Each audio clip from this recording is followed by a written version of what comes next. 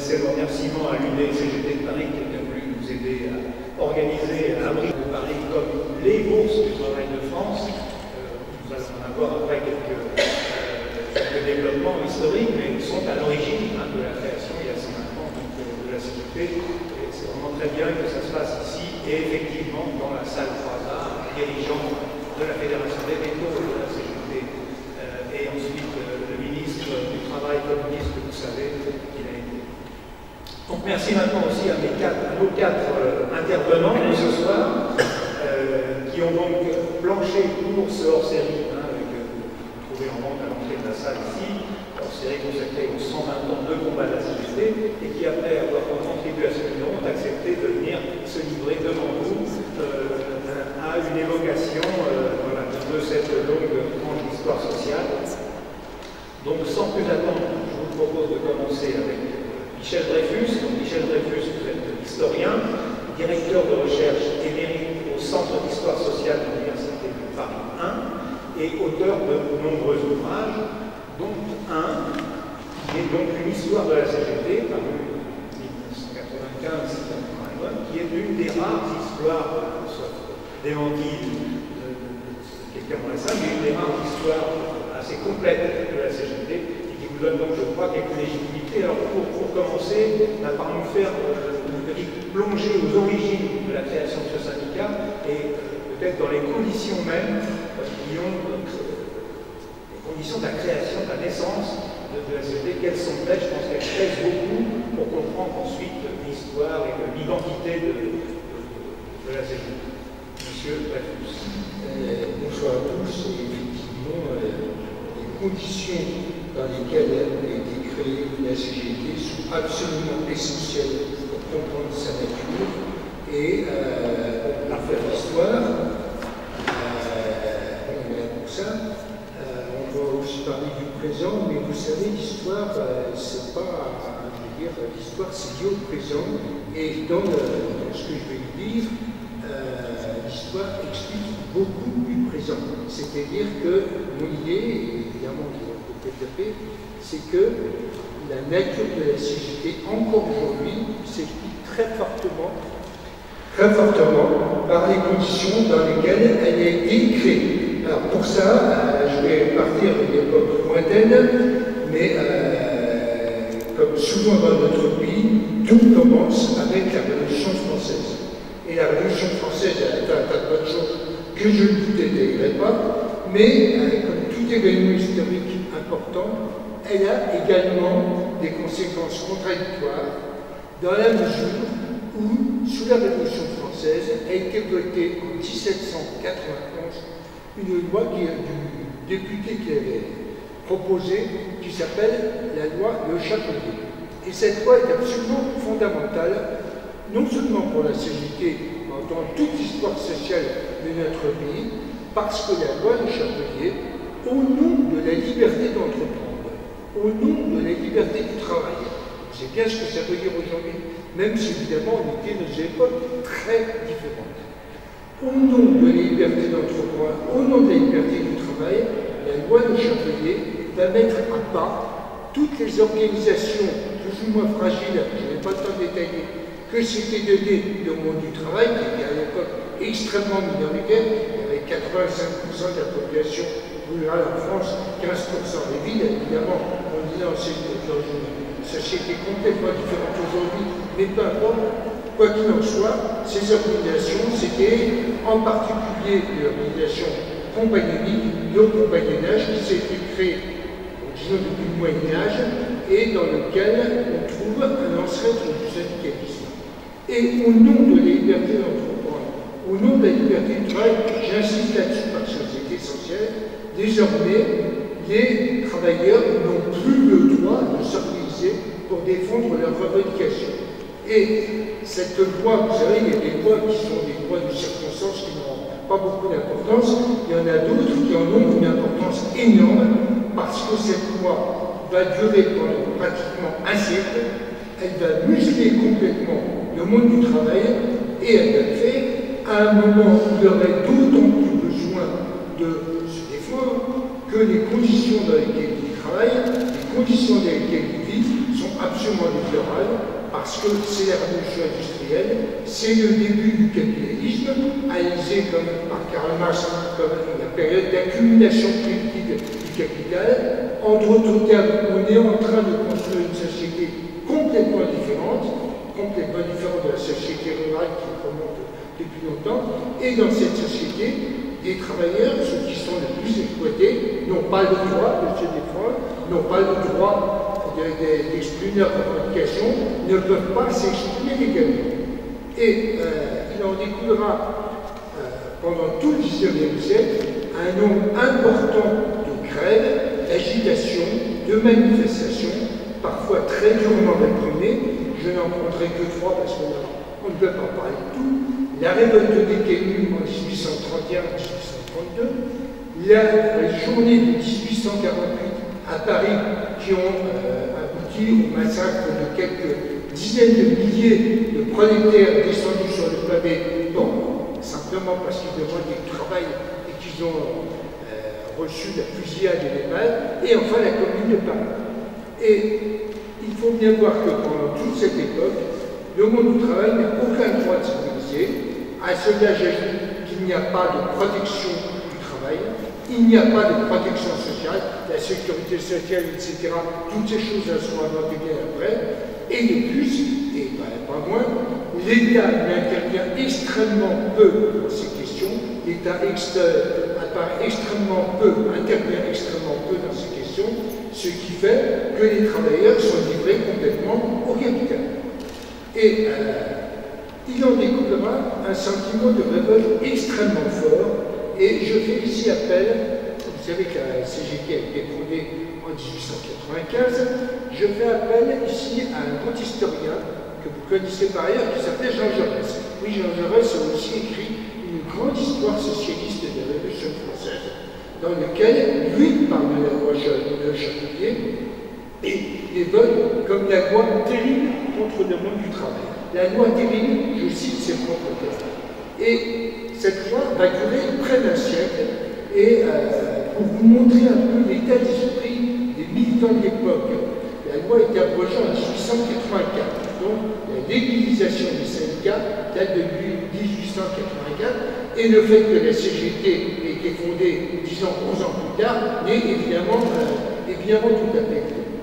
Mais l'état d'esprit des militants était tel qu'ils ont pensé, quand ils ont vu la loi de 1884, ils se méfiaient tellement de l'État, tellement de la répression, qu'ils ont vu, et là ils ont trompé, mais c'est facile de dire un siècle plus tard, ils ont vu une nouvelle forme de répression de l'État.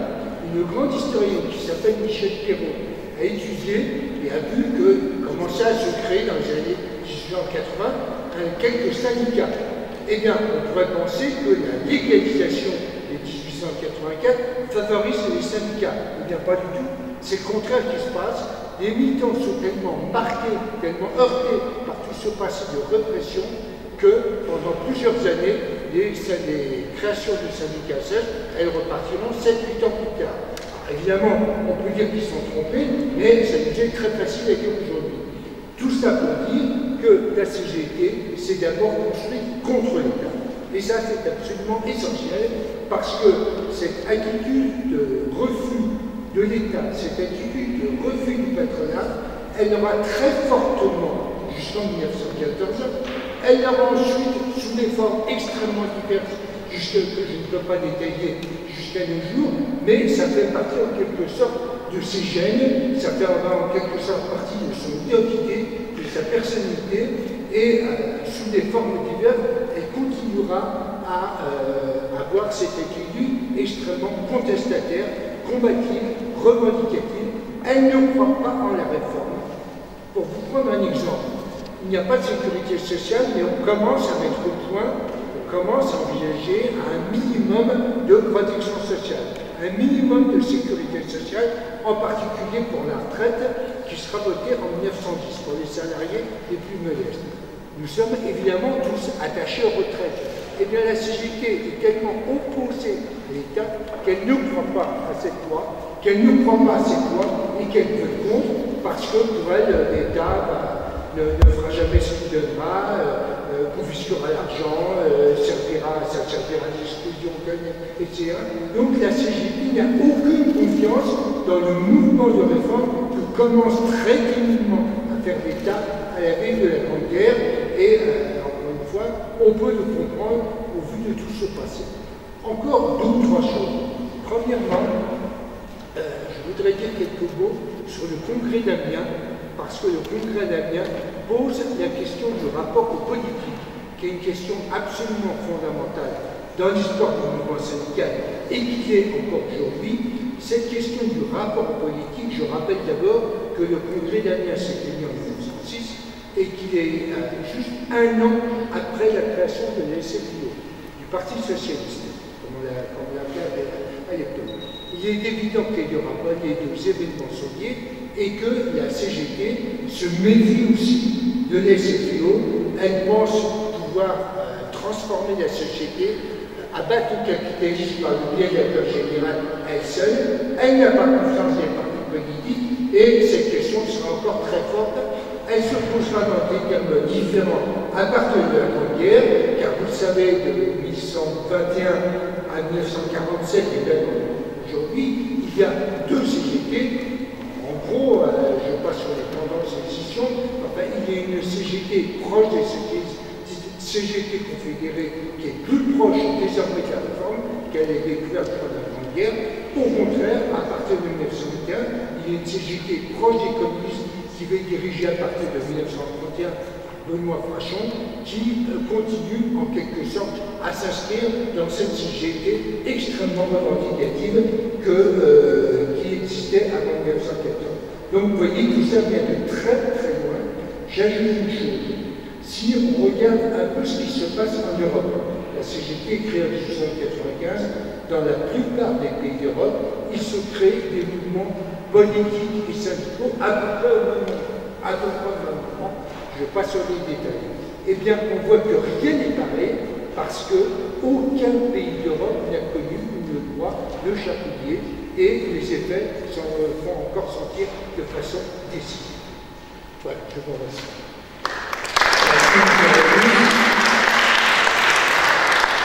Nous avoir expliqué un petit peu que dans ce domaine-là aussi, il y a une exception française. Il y a beaucoup de domaines, il y a une exception française, mais par rapport à un pays européen environnement, effectivement, on n'est pas du tout dans le même scénario. Alors, Marie Dumas, je me tourne vers toi. On ne présente pas, je pense, ici, dans cette salle, Marie Dumas, ancienne secrétaire confédérale de la CGT, aujourd'hui membre du CESE, du Conseil économique, social et environnemental, et donc qui, cette année, pilote le programme d'initiative commémorant donc le 120e anniversaire de la CGT. Alors, Marie, on vient de voir un petit peu les conditions de la naissance du syndicat. Il a connu évidemment beaucoup de phases, beaucoup de périodes, forcément sans attendre, mais je crois que c'est ce que tu vas nous expliquer, qu'il y a un certain nombre d'invariants dans le syndicalisme CGT, tel qu'il a évolué, mais il y a des invariants, et je voudrais que tu nous dises un petit peu quels sont-ils avant d'abord peut-être des questions plus contemporaines.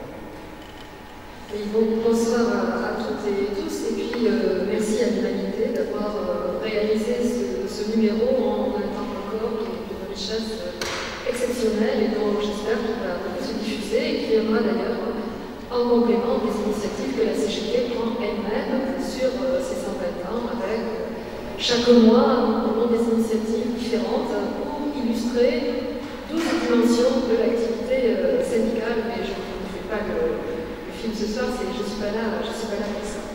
Oui, moi donc, c'est impossible en 10 minutes de retracer 120 ans d'histoire. Mais simplement, il me semble qu'il y a comme ça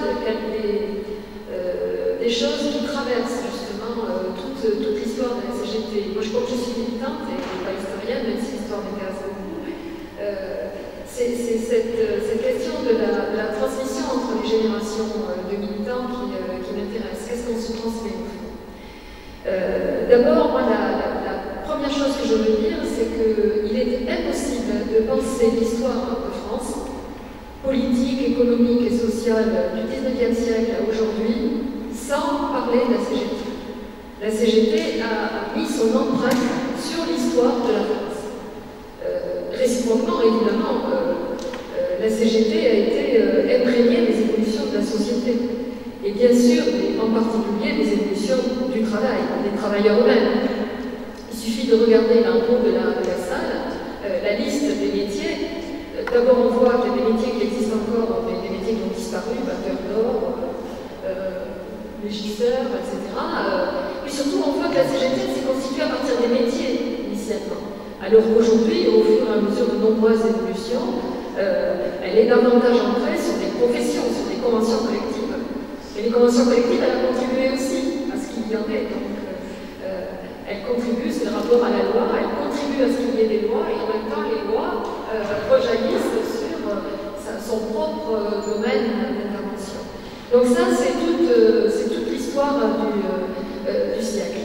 Quand dans le pays aujourd'hui, on dit qu'est-ce que vous inspire l'histoire de la CGT, il y a encore en gros deux flashs qui viennent. CGT lutte conquête sociale, premier flash, et deuxième flash, mais ils ne sont pas forcément dans l'ordre, c'est CGT ouvrier industrie. Les deux sont justes, les deux sont justes. Sauf que si on n'y prend pas garde, si on ne dit que ça, on accrédite l'idée que la CGT a une très belle histoire, qui donne envie d'être regardée, mais que c'est une histoire qui est finie. Et on sait bien que dans le pays aujourd'hui, ce qui se discute, ce que nos adversaires mettent sur la table, c'est que l'industrie est en perte de vitesse dans le pays, le syndicat qui incarne l'industrie, il est aussi en perte de vitesse. Et que dans un pays où on dit que le progrès social n'est plus possible parce que le seul mot d'ordre, c'est de réduire les déficits, et de faire qu'on fasse toujours plus payer ceux qui n'ont fait leur travail pour vivre, de façon à ce que les actionnaires en prennent aussi davantage, et bien du coup, s'il n'y a plus de progrès social possible, il n'y a plus besoin non plus du syndicat qui incarne le progrès social. Pourquoi je dis ça? Parce que je me bats dans ma responsabilité sur les 120 ans de la CGT pour bannir des mots d'ordre, des slogans, le truc facile sur la vieille dame de 120 ans. Parce que la vieille dame de 120 ans, c'est l'âge auquel est décédé Jeanne Calment. L'avenir d'une vieille dame de 120 ans, c'est la mort. Et moi, je milite, avec vous aussi sans doute, sinon vous ne seriez pas là, sur l'idée que 120 ans, c'est un début dans l'histoire de la CGT. Et qu'ensemble, on peut à nouveau construire de belles pages. Et si on se met dans cette idée-là, eh bien ça veut dire qu'il ne suffit pas, même si c'est important, il ne suffit pas de regarder les grands moments de lutte. Hein, on les a tous en tête. 36, la libération du CNR, le programme du CNR, 68, on a des grandes luttes en tête comme ça. Mais quand on regarde sur 120 ans, c'est pas elles qui ont duré le plus longtemps, même si elles nous marquent, si elles ont marqué la société française, c'est pas elles qui ont duré le plus longtemps. Ce qui dure le plus longtemps, c'est les périodes d'action syndicale difficiles, dans l'ombre, dans la répression souvent, et qui obtiennent au mieux des acquis, mais qui sont des acquis provisoires pour les salariés de telle ou telle entreprise, de telle ou telle localité, de telle ou telle profession, et qu'il faut sans cesse se battre pour remettre en scène, jusqu'au jour où on peut avoir un grand mouvement qui modifie la législation sociale. Et ça, voilà, c'est pas à l'ordre du jour pour les mois qui viennent. Et donc je pense qu'il est important de regarder ce qui s'est passé entre deux grands mouvements. Et au fond, comment et par quel biais on a réussi à ce que ces grands mouvements parce que c'est ça la question d'aujourd'hui. Alors c'est ce que j'appelle les invariants de l'action syndicale. Et je crois que on a voilà. Qu'est-ce qui de 1895 à aujourd'hui, qu'est-ce qui nous parle? Je crois que la première des choses, c'est cette idée de construire une force collective autonome, indépendante, mais qui permet travailleurs, à l'époque on disait les travailleurs, c'était essentiellement les ouvriers, et les ouvriers masculins. Hein, parce que dans tous les congrès de la CGT, le débat sur la question des femmes était mené, mais il était mené en trop.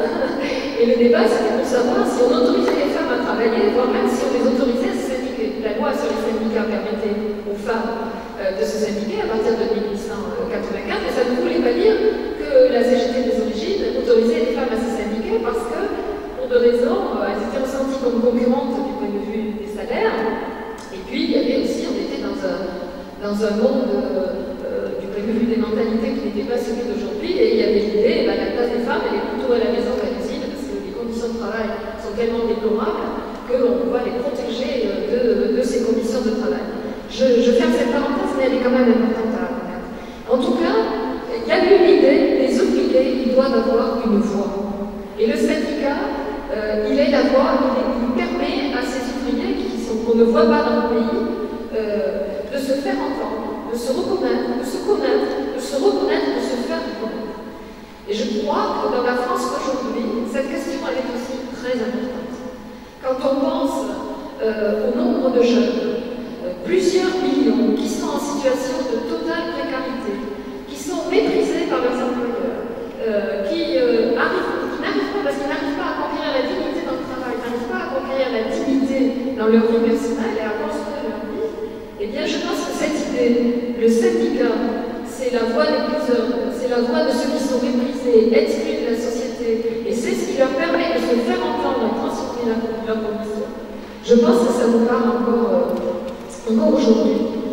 Le deuxième aspect, c'est la question de la solidarité. Justement parce que l'expérience de 120 ans d'action syndicale, et au-delà, et même avant, hein, parce que Michel Dreyfus a eu raison, des luttes, il y en a eu avant la création de la CGT, bien évidemment. Elles ont, la plupart du temps, été faites d'une répression féroce. Et la question de la solidarité, la valeur de solidarité qui est très profonde aujourd'hui dans la CGT, elle est née justement de la nécessité de s'unir pour faire face à la répression.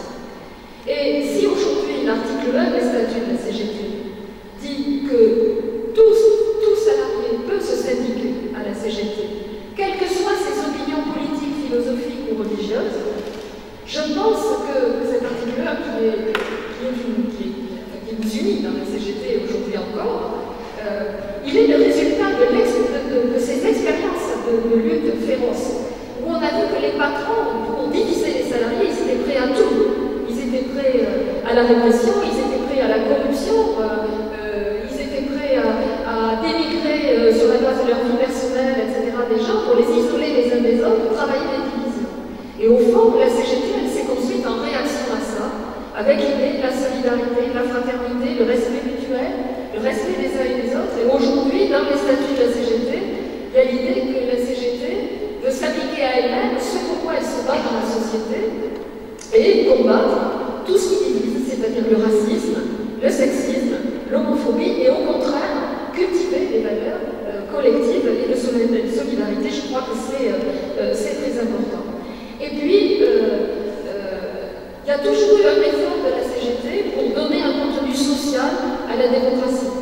Alors, au début, les ouvriers qui ont fait la CGT, ils pensaient que le suffrage universel qui était en train de se construire, parce que dans tout ce qu'a dit Michel Dreyfus, il y a aussi l'expérience de la répression de 1848, de la révolution de 1848, et celle de la répression de la Commune de Paris en 1871. Et donc, ils avaient l'impression que le suffrage universel qui était en train de se construire, il allait exclure les ouvriers, qu'il allait jouer contre les ouvriers, que bien sûr ils allaient avoir le droit de vote comme tout le monde, mais que la bourgeoisie allait récupérer ça et que leurs intérêts propres de classe allaient disparaître là-dedans. Il y a quand même quelques réflexions qu'on peut retenir aujourd'hui. Parce que quand on voit qu'aujourd'hui ce sont essentiellement les ouvriers et les employés qui s'abstiennent dans les élections politiques, vous voyez, il y a quand même des réflexions à prendre en compte. Et du coup, ça a conduit la CGT à une réflexion sur qu'est-ce que c'est le contenu de la démocratie pour que les intérêts de classe soient présents dans la démocratie politique.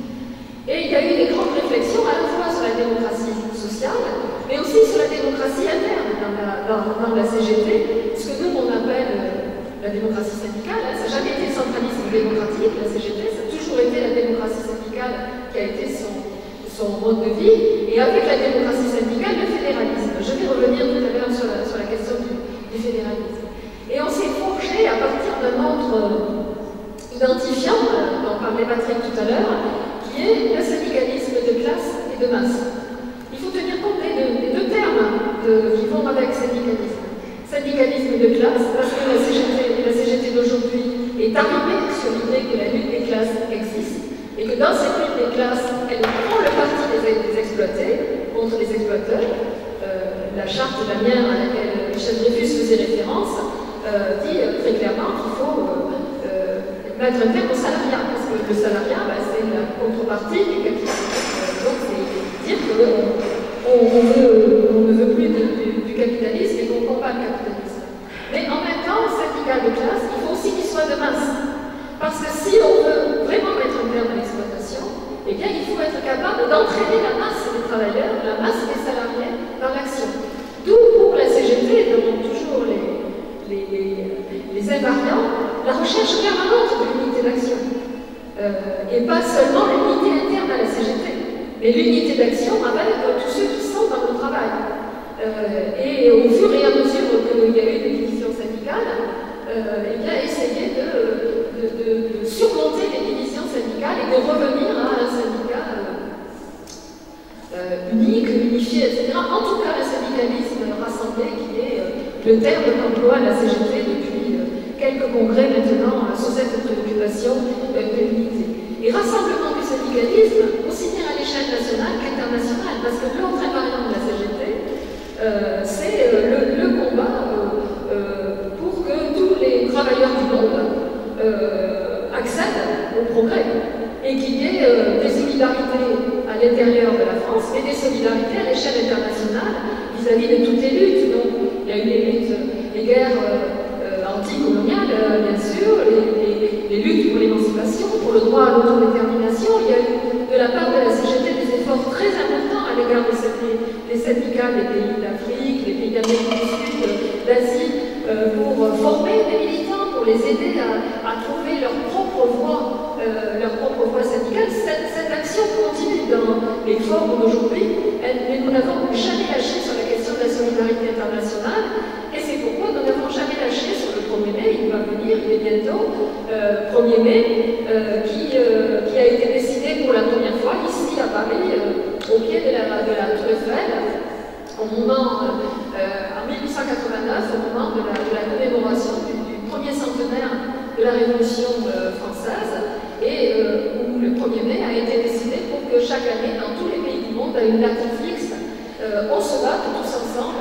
À l'époque, c'était notamment pour la journée de 8 heures et pour le respect des droits des travailleurs, et on voit que depuis, le 1er mai a toujours été, et la CGT y veille constamment, un grand moment à la fois pour les revendications concrètes dans le pays, mais aussi pour permettre à d'autres syndicats, d'autres pays ou d'autres peuples présents en France de pouvoir s'exprimer. Et l'autre invariant, c'est la question des débats contradictoires dans la CGT. La CGT ne va jamais aussi bien que quand elle a des débats politiques contradictoires. Les divers courants d'idées ont toujours été présents dans la CGT depuis, j'aimerais bien travailler un jour là-dessus d'ailleurs, quand on regarde ce qu'étaient les débats dans les congrès de 1895, 1902, etc., et ce qu'ils sont aujourd'hui, on voit que ces courants d'idées subsistent, même s'ils ne sont pas organisés. Hein, ce n'est pas la question de courants organisés en termes de tendance ou de parti politique, mais par exemple, le rapport entre syndicalisme et de service et syndicalisme revendicatif, ça existe depuis les origines, donc entre les bourses du travail et le syndicalisme de revendication. La question du rapport aux politiques, depuis la charte d'Amiens, bien sûr, la charte d'Amiens a été adoptée, elle est toujours dans nos références, on n'a jamais cessé de débattre de ce sujet dans la CGT. Les questions de l'unité d'action, le rapport à l'État, le rapport à la loi, est-ce qu'on combat la loi, est-ce qu'on l'utilise, à partir de quel moment on considère qu'il y a tel ou tel de l'aspect de la loi qu'on va essayer de retourner contre ses auteurs et au profit des revendications. C'est des débats permanents dans la CGT. Et justement, c'est parce qu'il y a toujours eu ces débats contradictoires qu'il a fallu trouver des règles de fonctionnement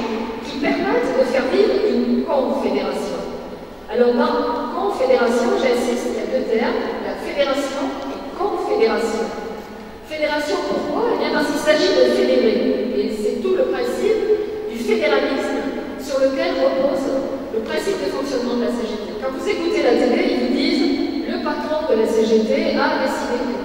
Alors non seulement il n'y a pas de patron à la CGT, mais en plus, s'il y en a un qui ne peut pas faire venir d'en haut, faire descendre, c'est bien la CGT. C'est-à-dire que le bureau confédéral, la confédération, la direction confédérale sont une résultante du pouvoir que les organisations de base veulent bien lui donner ou pas lui donner. Et ça n'est pas le point de départ. Il n'y a pas d'autorité hiérarchique de la direction de la confédération sur les syndicats de base. C'est exactement l'inverse. À un congrès confédéral, qui est un congrès des syndicats, les syndicats votent des orientations pour la confédération. Mais le principe du fédéralisme fait que ces mêmes orientations pour lesquelles ils ont voté dans le congrès confédéral, ils ne sont pas obligés de se les appliquer à eux-mêmes. Et ça a obligé la confédération, pour mettre en œuvre les orientations votées dans les congrès confédéraux, à travailler sur le débat, les arguments, la conviction politique, et non pas sur l'autorité hiérarchique.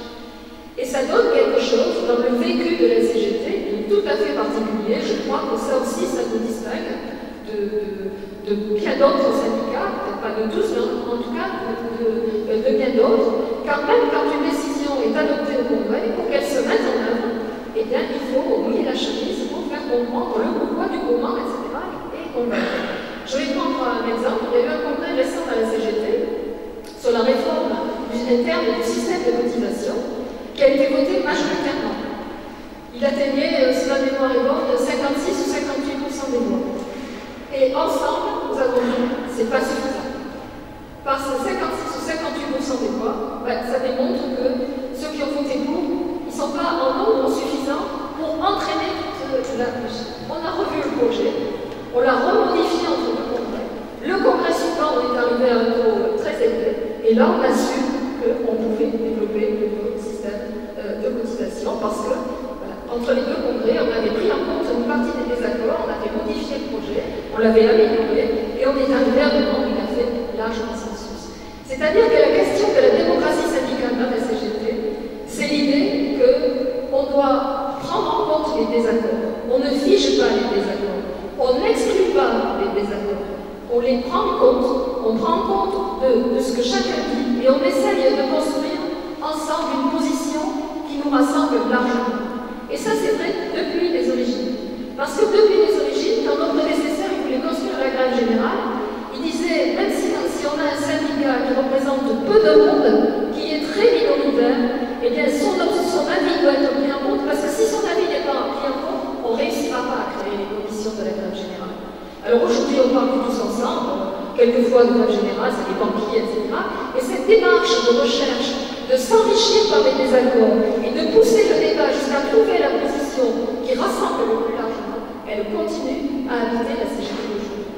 Mais en même temps, aujourd'hui, je le dis dans l'entretien dans le numéro hors série, je pense que le risque existe que la confédération, en tant que, donc je vous ai dit, la fédération, et quand ça veut dire ensemble, ça vient beaucoup dans le latin, je veux dire avec. Donc, se fédérer ensemble, se fédérer les uns avec les autres, je pense que c'est menacé dans la situation d'aujourd'hui. C'est fragile, c'est fragilisé. Pourquoi? Parce qu'on a le libéralisme, on est dans un système qui pousse les concurrences entre les salariés et non pas les solidarités. Des concurrences, si vous voulez, à partir du moment où la compréhension de ce que peut être un changement de société recule, il y a l'idée que c'est le voisin qui est votre ennemi. Le chômeur est l'ennemi, serait l'ennemi du smicard, l'immigré serait l'ennemi, le travailleur immigré serait l'ennemi de celui qui est en situation précaire. Bref, on serait tous les ennemis les uns des autres, et ça, évidemment, ça crée des problèmes pour construire le commun de tous ensemble, l'intérêt des classes. Et se rajoute à ça que, donc il y a une désagrégation du salariat, se rajoute le fait que la plus grande partie des salariés aujourd'hui travaillent dans les petites et moyennes entreprises, alors qu'il y a quelques années encore, la majeure partie des salariés travaillaient dans des grandes entreprises dans lesquelles il y avait des organisations syndicales, et bien sûr la CGT, et une vie syndicale, une démocratie syndicale, des réunions syndicats dans lesquels on voit que l'autre n'est pas l'ennemi, mais qu'on a quelque chose à construire ensemble pour faire reculer l'exploitation. La PMisation, la désyndicalisation, et poussant plus loin, là où il y a une présence syndicale, une présence CGT, très souvent, elle est le fait du délégué. Mais il y a peu de syndiqués autour du délégué ou de l'élu, et donc peu de vie syndicale et peu d'apprentissage de la démocratie, de la construction des actions, etc.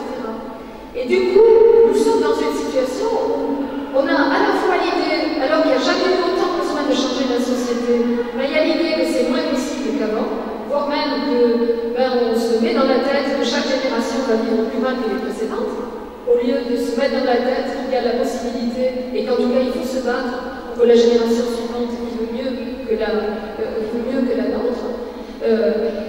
L'idée que comme on ne peut pas changer la société, il faut se replier sur le plus petit acquis possible. Et donc nous vivons une situation où il y a un repliement sur chaque situation d'entreprise ou chaque situation catégorielle qui fragilise l'idée même de confédération. Et du coup, et j'en termine, en demandant d'excuser la durée, et du coup, le rôle et la visualisation du rôle de la confédération change. Parce que le rôle de la confédération, c'est pas du tout le même quand vous avez des organisations puissantes dans les entreprises qui construisent des fédérations professionnelles puissantes et où non, le rôle de la confédération est un rôle un peu de coordination. Autre chose, quand cette vie syndicale se réduit dans les entreprises, ça donne des forces de frappe moins importantes pour les fédérations professionnelles et on exige de la confédération de suppléer à tout ce qui ne se fait pas, ou mal, ou moins. Et du coup, la confédération toute seule, elle ne peut pas y arriver, et donc on la critique. Et bien sûr que la critique fait partie du débat et qu'il faut continuer, mais pas au risque de mettre en cause l'existence même de cette grande construction historique qui a donné lieu à tant d'acquis. Et donc, si on a quelque chose à débattre aujourd'hui, c'est au travers des 120 ans, se redonner la force pour, comme l'ont imaginé nos prédécesseurs, et je ne crois pas qu'ils pensaient que dans 120 ans, on serait en train de discuter de ce qu'ils avaient, de l'outil syndical qui s'était donné. Eh bien, moi, je crois qu'il faut revenir à ces valeurs fondamentales et faire vivre dans le monde d'aujourd'hui de façon à ce que, dans 120 ans, ceux qui vont nous suivre puissent aussi faire une réunion ici ou ailleurs et se dire on a encore de beaux jours de conquête sociale devant nous.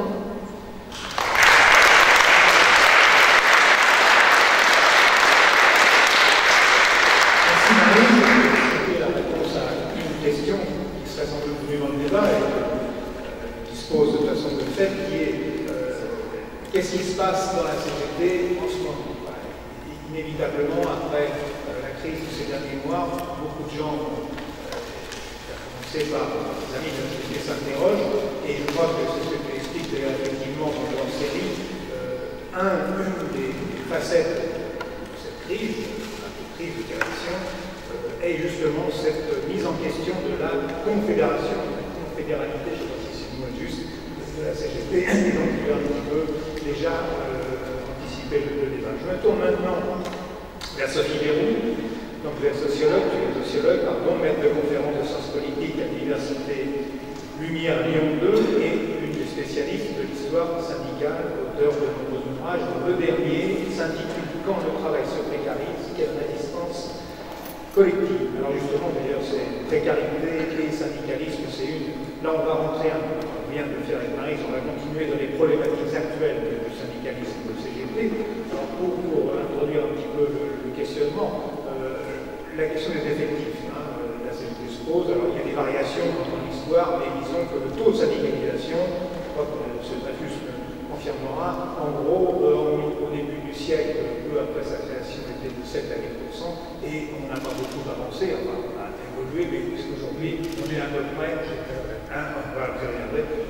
au même taux, donc un taux assez faible, ce qui, quand même, évidemment, n'a pas empêché pendant longtemps des conquêtes, une efficacité syndicale et des résultats syndicaux non négligeables.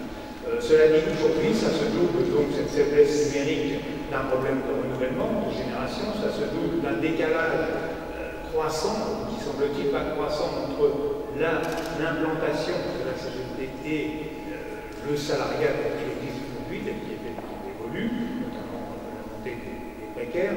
Donc, et je crois que c'est un des défis, beaucoup, mais important posé à la société aujourd'hui. Alors, quel est votre diagnostic? Je vais évoquer ce problématique-là. Est-ce que cette question est posée de congrès en congrès, mais avec des résolutions qui sont prises, mais qui, semble-t-il, ne donnent pas tous les résultats qui sont souhaités. Donc, est-ce que vous voyez-vous des évolutions néanmoins sur cette problématique? Merci beaucoup pour l'invitation à participer à ce débat. Et puis je vais commencer aussi à dire tout le bien que je pense de ce beau numéro sur les 120 ans de la CGT qui est très riche en fait. Effectivement, alors, moi, on revient après avoir éclairé les héritages, c'est par les continuités, de venir sur la situation contemporaine, de réfléchir à ce qui se joue pour la CGT aujourd'hui. Et comme ça a été très bien dit avant, la CGT, le syndicalisme, c'est une réalité historique, une réalité construite historiquement, et comme toute réalité concrète, matérielle, le syndicalisme peut aussi disparaître. Donc il y a des enjeux en termes, ça a été dit, 120 ans de la CGT, comment faire que la CGT soit encore une force jeune aujourd'hui. Et donc ça oblige à réfléchir aux grands défis qui lui sont posés, et qui lui sont posés notamment par rapport à son adéquation, à sa capacité d'être en prise avec le salariat contemporain. Alors c'est un défi qui concerne la CGT, qui ne concerne pas que la CGT, ça concerne l'ensemble du mouvement syndical en France. Et en disant ça, j'ai bien en tête que, bien sûr, la CGT reste aujourd'hui l'un des acteurs, l'acteur central, l'un des acteurs centraux du champ syndical.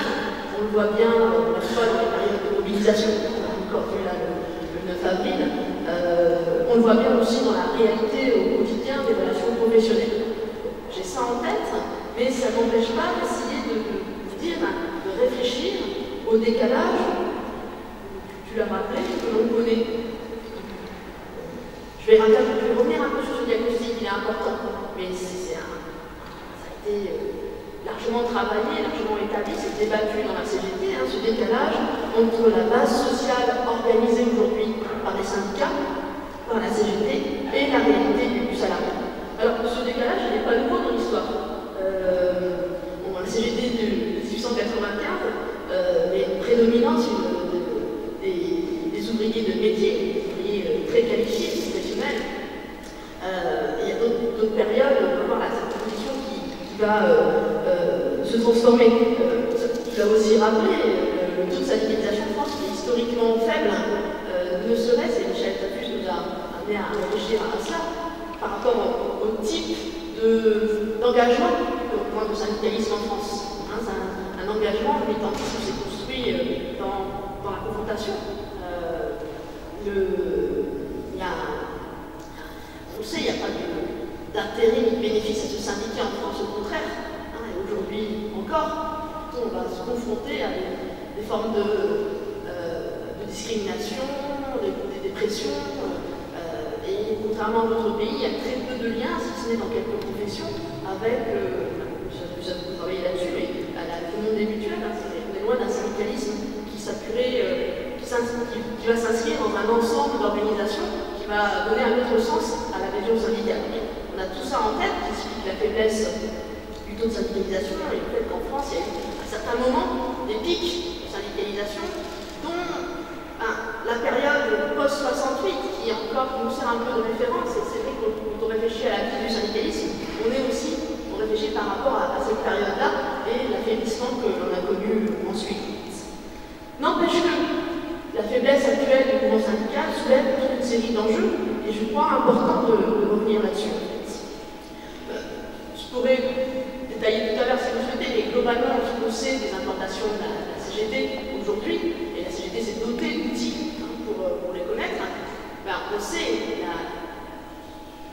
une majorité des adhérents de la CGT travaillent dans des grandes entreprises publiques et privées, parce que la taille de l'entreprise est décisive pour la syndicalisation, en raison même de phénomènes de répression dont je parlais tout à l'heure, de discrimination.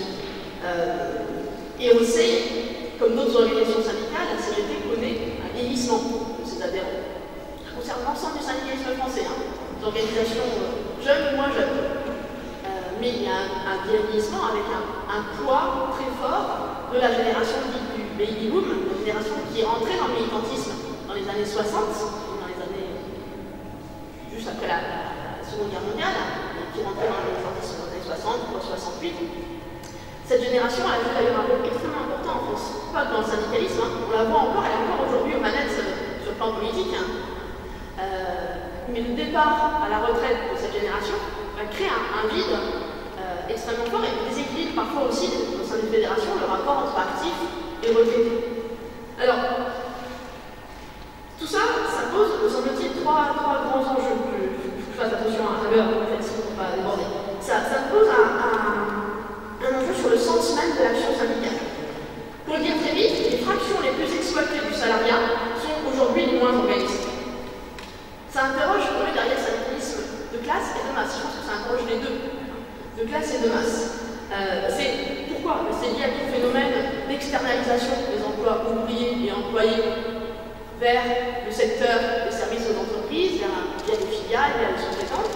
Et on sait qu'il y a des entreprises de plus petite taille, où il est beaucoup plus difficile d'implanter le fait syndical. Cette externalisation, elle a concerné en priorité ces emplois ouvriers, ces emplois d'exécution de salariat d'exécution. Ce qui fait qu'aujourd'hui, les études sociologiques qui montrent, proportionnellement, les cadres sont plus syndiqués que les ouvriers. En France aujourd'hui, pas numériquement, mais proportionnellement. Je crois que ça interroge quand même le sens de l'action syndicale, quid d'un syndicalisme qui ne parvient plus à atteindre, à défendre, à organiser aujourd'hui une large partie de ce que je vais désigner comme le prolétariat contemporain, ou on pourrait appeler autrement le salariat populaire. Quid du sens de l'action syndicale? Ça pose un défi aussi pour l'organisation même, c'est-à-dire la question qui a été soulevée du renouvellement non seulement des adhérents, mais surtout des bases militantes, de la transmission. Du fait syndical comme fait organisé, comme fait militant. Ça pose la question de la capacité à construire un rapport de force, à mobiliser. On l'a bien vu, on l'a vu en 2010, quelque part on l'a vu encore le 9 avril, même si je pense que c'était très positif, le regain des mobilisations et des luttes. Aujourd'hui, il est plus facile, entre guillemets, pour les salariés de manifester que de faire grève. En 2010, il y a eu beaucoup plus de manifestations, ça devient la forme prédominante, le répertoire d'action prédominant. Parce que la grève est rendue difficile, justement, à la fois par ce qui se joue dans les fonctions publiques, en termes d'intensité du travail, de tous les effets du néo-management, ce qui se joue aussi via l'externalisation de ces emplois, ouvriers et ouvriers, qui fait que construire un rapport de force, construire les dynamiques de mobilisation est devenu beaucoup plus compliqué en fait. Et puis, il y a un enjeu qui est posé, troisième type d'enjeu qui est posé, par rapport à ce décalage avec le salariat, je crois que c'est sur le rapport aux revendications, la capacité de la CGT à élaborer un discours revendicatif à la fois en prise avec le vécu des travailleurs et à avancer des alternatives qui soient reçues comme telles par les travailleurs, par les salariés. C'est tout un travail pour redonner confiance sur cette capacité de porter des alternatives. Alors, je vais vite, mon diagnostic est sévère, mais je pense qu'il est très important qu'il soit porté collectivement, parce que ça permet justement, à partir de là, de réfléchir à la façon de mettre en mouvement l'organisation. Et de se dire qu'il y a un danger qui est présent, que d'autres mouvements syndicaux expérimentent dans d'autres pays, celui d'une césure accrue entre un mouvement syndical qui est perçu peut-être à tort comme consolidé par un statut officiel, qui est un peu lié, qui est assimilé aux institutions, et puis une large partie du salariat qui au contraire voit ses garanties diminuer, réduire, détruire en fait. Donc il y a ce danger de césure qui est présent, et je crois que c'est une césure qui concerne aussi une large partie des classes populaires. Alors je ne dis absolument pas que le syndicalisme doit se limiter à organiser les classes populaires, bien sûr, l'enjeu des techniciens, des cadres, etc. Mais j'insiste là-dessus parce que ça me paraît extrêmement important, vu vu ce qui se passe aujourd'hui en termes aussi d'abstention politique et puis de montée en puissance du Front National. Très rapidement, sur les pistes, voilà, je dis ça et en même temps, pour moi c'est aussi extrêmement important de rappeler que face à tout ça, la sanité est loin d'être immobile.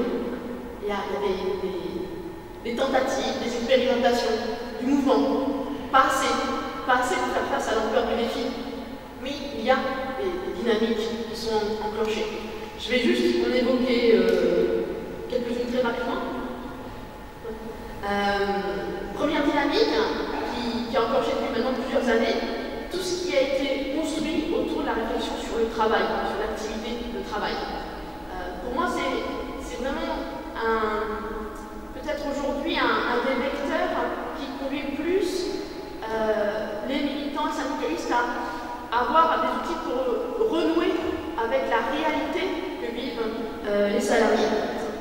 C'est à la fois les dispositifs de recherche-action qui ont été menés, le fait de dire au travers des questions, des conditions de travail, de la santé au travail, on va renouveler une capacité d'analyse de ce qui se joue dans le travail, mais aussi une réflexion sur comment donner aux salariés la capacité, le pouvoir de s'exprimer sur leur travail, de faire entendre leur intelligence collective sur le travail.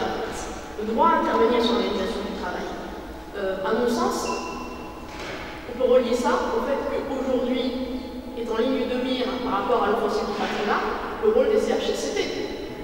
Dans ce que a commencé à faire la première loi Macron, ce qui est aujourd'hui en cours avec le projet de loi sur le dialogue social, la fusion des IRP, c'est viser un début, pas que ça, malheureusement, mais il y a aussi beaucoup cela, viser un début où commence à monter une forme de contre-pouvoir et qui justement touche au fait de redonner du pouvoir aux salariés. Dans les pistes de redéploiement, je crois qu'il y a tout ce qui est mené aussi en termes d'action de syndicalisation dans des secteurs fortement précarisés. Il y a des expériences qui sont menées et qui interrogent, je vais juste les citer, qui interrogent la question des champs fédéraux, la redéfinition du périmètre d'une fédération. C'est-à-dire la nécessité de sortir d'entreprises et surtout des entreprises donneuses d'ordre pour voir ce qui se passe dans un champ d'activité donné. Ce qui se passe chez Orange, mais ce qui se passe aussi chez les filiales d'Orange, dans les centres d'appel, etc. Donc prendre en compte la réalité du salariat d'un secteur donné. Je pourrais prendre l'exemple des transports aussi. Ça interroge le redéploiement de l'interprofessionnel, la dimension interprofessionnelle. Dans une course du travail ici, il y a l'enjeu à la fois de la localisation des unions locales pour être en prise avec les lieux d'implantation de l'activité économique aujourd'hui, mais aussi du rôle de l'activité interprofessionnelle pour être en prise avec. Si les salariés ne peuvent pas les atteindre dans leur entreprise, puisqu'ils travaillent dans des petites entreprises, parce que peut-être qu'ils ont 7, 8 employeurs, je pense à des gens dans l'aide à domicile par exemple, peut-être qu'il faut les atteindre sur leur lieu d'habitation. Peut-être qu'il faut repenser des formes d'action syndicale inscrites dans les quartiers populaires. Et du coup, ça nous renvoie à un imaginaire politique qui est lié au du travail. Comment redéployer ces actions interprofessionnelles. Et puis, ça renvoie aussi à la question des pratiques syndicales. Comment susciter des engagements, réussir à organiser des secteurs. Donc, c'est des moyens syndicaux qui sont mis à disposition. C'est des moyens militants, mais c'est aussi une capacité d'analyse. Par exemple, sur un secteur donné, faire toute l'analyse des donneurs d'ordre, remonter les chaînes de responsabilité, ça demande du temps, ça demande des outils juridiques. Mais aussi l'idée de ne pas faire à la place de mettre ces salariés, notamment ces salariés précaires, en capacité d'être acteurs dans le syndicat, et donc de créer les conditions aussi pour cette place, à donner de la place à ces salariés précaires dans l'organisation syndicale. Voilà ce que je voulais pointer, et désolé d'avoir fait un petit peu le coup. Merci Sophie de nous avoir éclairé justement sur les problématiques actuelles. Alors je me tourne maintenant vers Patrick Le Garrigue. Donc cette soirée, on la doit à l'émission par l'humanité de ce numéro spécial hors série. Je vous remercie, le plus grand bien a été dit, mais le mieux serait qu'il soit lu le plus lu possible et donc mis à porter à la connaissance du plus grand nombre. Ceci pour dire qu'on s'en rend compte, à la feuilletant simplement ce hors-série, entre l'Humanité et la CGT, c'est une longue histoire, aussi longue que celle du journal, et c'est pas sans doute le fruit du hasard. Donc peut-être, Patrick, tu pourrais nous dire un petit peu les raisons de ce compagnonnage historique et le regard aujourd'hui, dans un deuxième temps, l'humanité porte sur la CGT, l'intérêt qu'elle porte et le regard qu'elle porte. Merci. Oui, effectivement, il y a, depuis la création du journal, un compagnonnage, comme tu dis, fort entre la CGT et le journal, la CGT et Jaurès, et la CGT et le journal. Le journal est créé 2 ans avant la charte d'Amiens, sur laquelle Jaurès aussi avait une opinion. Il était d'accord avec le fait qu'il y ait une séparation, pas d'injonction des partis politiques dans la vie du syndicat, mais il avait quand même eu, au cours d'un discours en 1907, cette phrase assez curieuse où il réaffirmait ça. Je partage totalement la charte d'Amiens, mais en gros il disait: il n'y a pas de syndicalisme sans socialisme, sans politique, par rapport au socialisme, ce qui était vu d'aujourd'hui. Il n'est pas sûr que nous pourrions prononcer les mêmes mots. Pourquoi je crois que l'Humanité a été appelée le journal des agrégés en ses débuts. Et les relations entre Jaurès et la CGT de l'époque n'ont pas toujours été au beau fixe pendant pas mal de temps. Et il a découvert évidemment à Carnot la vie des mineurs, il a découvert le syndicat, mais il a surtout fait une grande tournée. Et où il s'est mis à parler de la vie des travailleuses et des travailleurs. Il y a des textes, il y a des interventions après des déplacements qu'il a fait, des visites qu'il a faites dans des lieux de travail où le travail était très difficile. Il fait des descriptions sur les ouvrières du textile dans le Nord-Pas-de-Calais. C'est assez émouvant, mais c'est assez terrible ce qu'il a. Et évidemment, la raison fondamentale, c'est que nous défendons les mêmes valeurs et nous défendons quelque chose qui nous dépasse, mais qui est un projet commun, vraisemblablement, un syndicaliste de CGT et un journaliste de l'Humanité, c'est que nous travaillons pour l'émancipation humaine. Nous travaillons pour un progressisme des droits humains, des droits sociaux, des droits démocratiques en progression, précisément, en évolution. D'autre part, je crois que historiquement, quand on regarde les périodes de développement syndical, du mouvement syndical, et les périodes de développement du mouvement révolutionnaire, elles correspondent également à des périodes de développement du pluralisme de la presse. C'est-à-dire de ces mouvements ont jailli, peut-être pas dans la société des médias d'aujourd'hui, ni dans la société d'aujourd'hui d'ailleurs, mais jaillissaient de là des journaux porteurs de telle ou telle idée, progressiste en général, ou parfois syndicale ou mutualiste, car ils avaient aussi leur journaux. Troisièmement, pour aujourd'hui, moi je crois qu'il y a, malgré nos insuffisances, malgré nos défauts, nous en avons bien, il ne reste plus quand même qu'au mouvement syndical, au mouvement d'émancipation et à la CGT, comme quotidien national, que l'humanité. Parce que quand on regarde ce qui se passe depuis maintenant une période assez longue, on pourrait commencer au mouvement de 1995, même au-delà. Il y a plus qu'un compagnonnage, c'est-à-dire il y a une sorte de symbiose entre les mouvements et ce que porte l'humanité. Et évidemment, l'humanité rend compte d'une manifestation, rend compte d'un conflit social, Mais le plus important, je crois, au-delà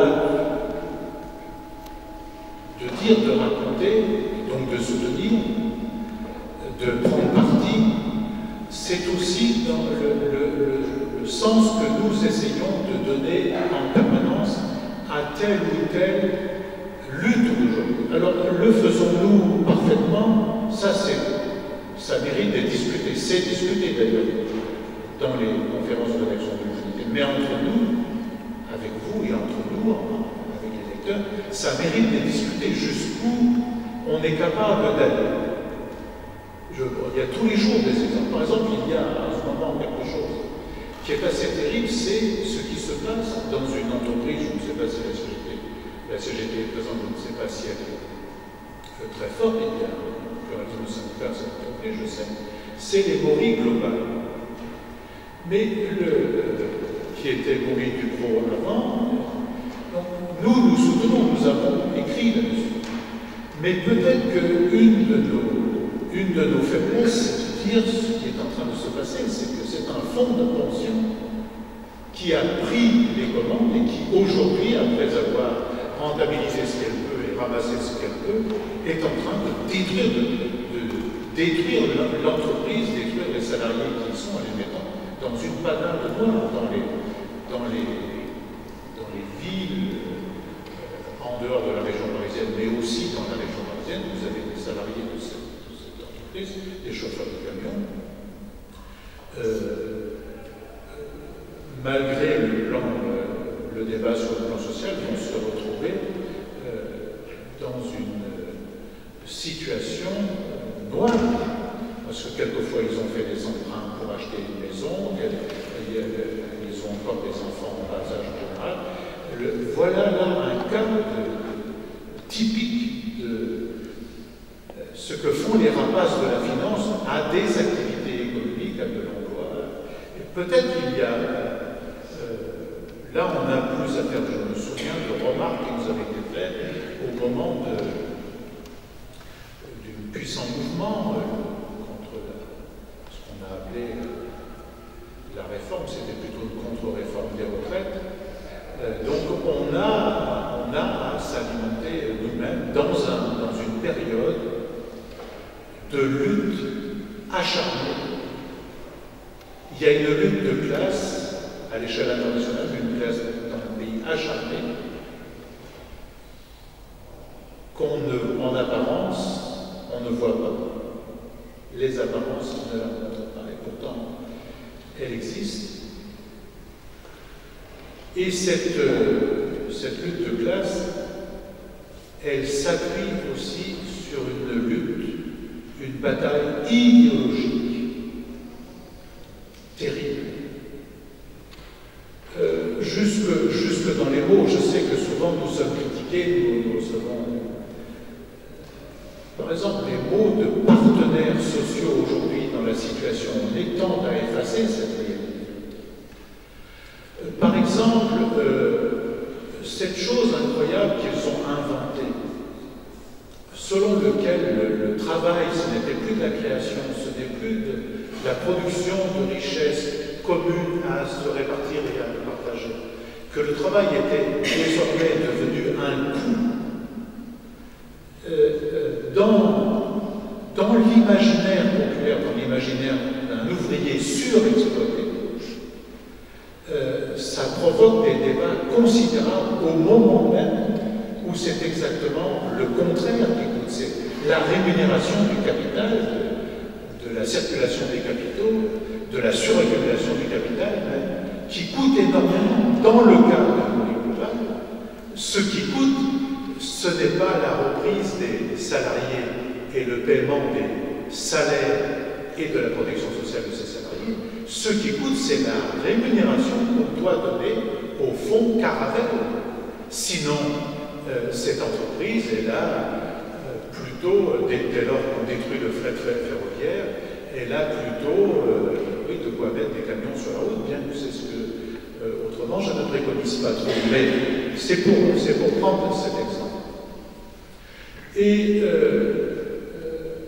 quand l'humanité a, je crois que vous dites, c'est sur y a tout un travail qui se fait autour précisément du travail. L'humanité fait aussi, d'ailleurs, elle a intitulé ces pages dites sociales. Il n'y a plus de pages sociales dans quasiment aucun journal. Il y avait même un quasi-projet de fermeture de la rubrique sociale de l'agence France-Presse, c'est dire. Bon, c'est pas si exagéré que je suis en train de le dire, mais c'est quand même à peu près ça. Elles ont été rebaptisées Capital Travail dans l'humanité. Et il y a dans l'humanité des pages travail, avec des choses qui ont été énumérées là, mais peut-être devons-nous réfléchir avec notre aide à aller plus loin. Donc cette bataille autour des mots, autour des concepts, elle est extrêmement forte. Par exemple, on ne dit plus qu'on va vendre sa force de travail. Aujourd'hui, on dit merci patron parce que tu me donnes du travail. Or, c'est bien le contraire qui est en train de se passer. Et ceux qui sont au chômage, c'est une armée de réserve quasiment mondiale aujourd'hui qui sert à peser sur la rémunération du travail. Il y a une chose incroyable qui s'est passée la semaine dernière. L'actuel président de l'UMP, qui lui d'ailleurs, entre nous soit dit, va aussi voler un mot. Il s'apprête à voler un mot qui nous est commun, puisqu'il s'apprête à transformer ce parti qu'on appelle l'UMP, vous savez, l'Union de la minorité des privilégiés, il veut l'appeler en républicain. C'est un vol considérable qui s'apprête, un hold-up considérable qui s'apprête à faire, et nous devrions l'empêcher. Mais je mets ça de côté. Il a réuni les conseillers départementaux la semaine dernière au siège de ce parti pour leur donner des consignes. On n'a jamais vu ça. Et la consigne principale il leur a dit sur le revenu de solidarité active, menez la guerre parce que c'est de l'assistanat et il faut que vous meniez la guerre. Et ce qu'il y a évidemment derrière ça, c'est question politique, c'est qu'il pense qu'en continuant à mener la guerre sur le thème de l'assistanat, il va tenter de fédérer autour de lui des gens qui sont aujourd'hui en difficulté, mais il veut les fédérer dans une sorte d'union nationale, dans une compétition d'ailleurs avec le front d'extrême droite. Donc il y a là de grands sujets. Dernière chose que je veux dire, tout ça, derrière tout ça, évidemment, il y a des individus. Je ne crois pas qu'il faudrait avoir la naïveté de croire que tout ceci se fait à partir de gens qui seuls raisonnent dans leur coin et décident de mener la guerre comme il l'a fait. Ça a été assez incroyable au mois de juin dernier. Quoi qu'on ait pu penser, par exemple, du mouvement des cheminots et de l'activité de la CGT. Ce qui est tout homme raisonnable, tout individu raisonnable, aurait dû au moins étudier ce que posait la CGT comme question, qui n'était pas seulement une question de revendication salariale, qui était une question d'intérêt général, d'intérêt de l'entreprise, qui est d'ailleurs la question de l'entreprise publique de transport, la SNCF, la RATP, et du transport public en général. Aujourd'hui, quand même, quand vous combinez les différentes lois, la réforme ferroviaire, la loi sur les territoires, la loi Macron qui veut les remplacer, les trains par des cars, on voit bien qu'on est au carrefour de quelque chose d'intérêt général. Or, je ne sais pas si on l'a oublié, mais quand on se remémore la violence avec laquelle les médias ont traité la CGT et qui continue. D'ailleurs, moi j'ai remarqué quelque chose, vous pouvez toujours changer tant que vous voulez, tous les mois si vous voulez, le secrétaire général de la CGT, j'ai remarqué qu'il était toujours mauvais. C'est incroyable, par exemple, comment aujourd'hui on traite l'actuel secrétaire général de la CGT, avec des portraits, y compris une sorte de chasse aux faciès. On le prend sur ce qu'il dit, la manière dont il dit. Quand on peut discuter, mais il n'y a pas de débat. Il a avancé, par exemple, sur la réduction du temps de travail, il a dit « mais l'heure est passée aux 32 heures ». Moi, je ne discute pas de la question de savoir si c'est juste ou pas. Mais il y a quand même une question qui se pose. Est-ce que les gens vont travailler jusqu'à 70 ans et on va continuer à ne pas appliquer les 35 heures, parce qu'on ne travaille pas 35 heures aujourd'hui, on travaille 39 heures, 40 heures, même plus dans certaines catégories, dans certaines branches. Le fait de poser cette impression, ça vous fait rentrer dans la catégorie des non-pragmatiques, dans des céréalistes totaux, et donc on boucle le débat autour de ça. Pourquoi? Parce que le seul débat qu'ils veulent, c'est des débats sur leurs options, leurs seules options.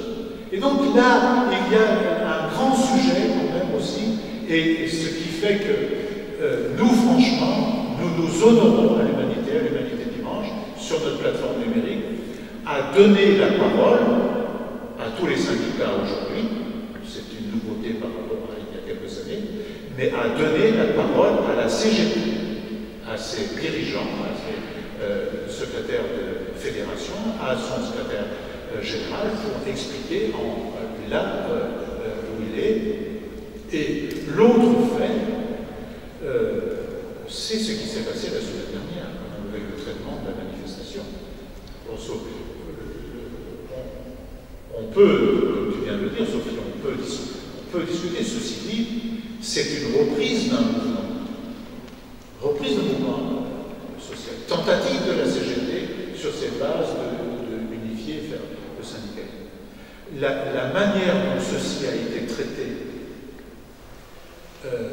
dans les journaux et dans la télévision, encore pire, c'est effroyable, puisque c'est au même moment où ceci se passe que le patriarche de l'extrême droite lance son affaire sur Vichy, qui occupe, paraît-il, les antennes et beaucoup de plumes dans un certain nombre de journaux de la presse écrite.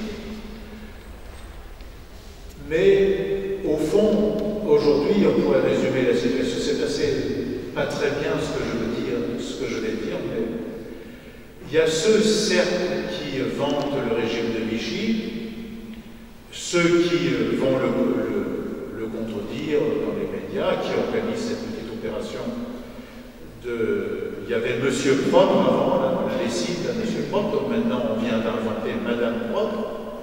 Mais surtout, il y a ceux qui, pendant ce temps-là, détricotent précisément tout ce qui est la résultante du Conseil national de la résistance.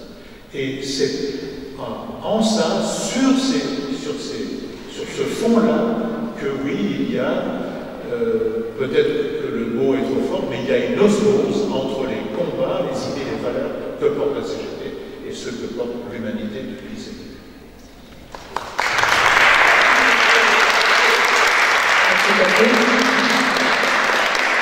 Après ce premier tour de table, première intervention, je vous propose d'ouvrir le débat avec... Depuis une trentaine d'années, en gros, à partir de 1983, que tous les gouvernements successifs ont fait le culte de l'entreprise. Il faut être un entrepreneur, un auto-entrepreneur, vive l'entreprise, on finance l'entreprise, enfin, soyons tous entrepreneurs, et finalement, au détriment du travailleur, qui même lorsqu'il crée une entreprise, finit par se passer la gueule, parce que finalement c'est une petite entreprise qui va être exploitée par les grandes entreprises, etc. Et je pense que pour relancer le syndicalisme, bien sûr, on va dire le syndicat préféré, la CGT, l'idée, il faut lancer l'idée que les gens ont droit à une carrière de salarié qui soit, comment dirais-je, valable. Peut-être qu'il faut aller chercher dans tous ces précaires, etc. Mais relancer cette idée qu'en étant salarié, on doit pouvoir vivre correctement, et c'est pas forcément en étant un entrepreneur moderne, etc. C'est vrai qu'il y a beaucoup de jeunes dans les manifestations, mais beaucoup de jeunes rêvent d'être entrepreneurs et s'imaginent pas parfois qu'en faisant une carrière de salarié correcte, on peut vivre mieux que de se faire avoir dans ce système. Voilà, alors je ne sais pas si c'est comment on pourrait ramasser ça, mais je suis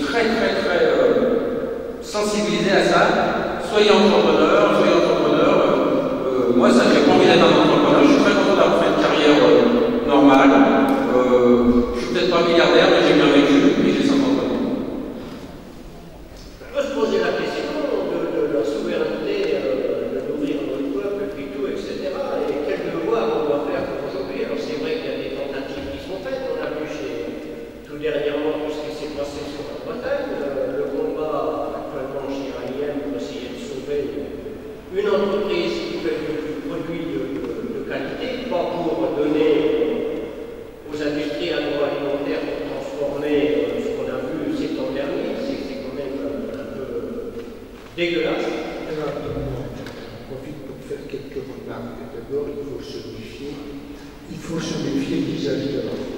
C'est-à-dire qu'effectivement, il y a des difficultés, mais toute l'histoire du syndicalisme et l'histoire de la CGT est parsemée de difficultés, de crises, etc. Donc, gardons-nous d'un âge d'or, c'était mieux avant, c'est plus difficile maintenant, c'est, à mon avis, encore moins nuancé. Sur la question, effectivement, de l'implantation locale. Il y a un débat qui n'est pas neuf, il s'est posé avant 14. Il se posait également dans toute l'histoire de la CGT. Est-ce qu'il faut privilégier les structures horizontales qui étaient les bourses du travail qui ont donné naissance ensuite aux unions départementales ou les fédérations professionnelles? C'est un débat en bonne voie qui se pose dans toute l'histoire de l'organisation. Il n'est pas neuf. Évidemment, il se pose dans des termes différents aujourd'hui, mais là encore, l'histoire peut nous servir dans la mesure où nous ne découvrons pas l'Amérique, c'est des choses qui existent depuis fort longtemps. Deux remarques encore, puisque j'ai la parole. Premièrement, sur l'influence syndicale. Effectivement, on a parlé de syndicalisation. Il est vrai qu'en 1914, il y avait en France environ 7,5% de syndiqués. Il y en a autant aujourd'hui. Sauf que, entre-temps, il y a eu des différences considérables, des hauts et des bas. L'histoire du syndicalisme n'est pas un fleuve tranquille, c'est même tout sauf cela, avec des pics très importants. Les trois pics principaux étant celui de 1936, la libération et dans une moindre mesure 1968. Donc là aussi, il faut donner des chiffres et il faut voir un peu l'évolution, en constatant aussi, à moi c'est ce que je pense profondément, que la France, malheureusement, je dis bien malheureusement, est un des pays où le taux de syndicalisation est le plus faible, et je pense que ça y est en partie, largement, c'est largement dû au fait que, contrairement à ce qui a été le cas dans la majorité des pays européens, le syndicalisme français et notamment la CGT a mis beaucoup de temps à pratiquer ce que j'appelle le syndicalisme de service. Pour faire extrêmement vite, ça démarre vraiment en 1935 avec la sécurité sociale, avec la conquête des comités d'entreprise que la CGT a d'ailleurs regardé un peu avec étonnement dans les premières années. Et donc il faut prendre conscience de ça. Il faut prendre aussi conscience du fait que, effectivement, il y a eu une crise très forte à partir de 1980, ça je vais y revenir dans un instant. Il n'empêche qu'un syndicat affaibli peut avoir une influence très forte. Je ne prends qu'un exemple massif, c'est celui de 1995, où après 15 ans de crise, toutes les organisations syndicales, et notamment la CGT, ont mobilisé et ont mobilisé contre le PGP et ont animé le mouvement social le plus important survenu en France depuis 1968. Dernier point, et j'en finis, vous avez parlé du fait qu'il y a une sorte d'esprit entrepreneurial plus large depuis 1980. Je pense que c'est à la conjonction de trois facteurs.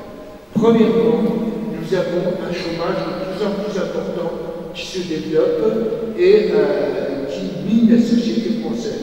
Pour vous donner un ordre d'idée, il y avait 2 millions de chômeurs en 1 million de chômeurs en 1975.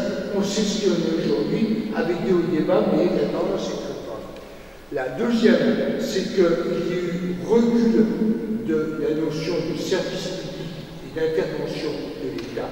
Ça, c'est quelque chose d'extrêmement fort, très important qui se produit à partir de 1986 et qui inverse complètement une tendance qui, là encore, était une tendance de fond qui remontait à la Première Guerre mondiale, ce qui fait que la notion de service public est de plus en plus discutée, bafouée, battue en brèche, les fonctionnaires sont privilégiés et j'en passe, le fleuve pour être extrêmement long.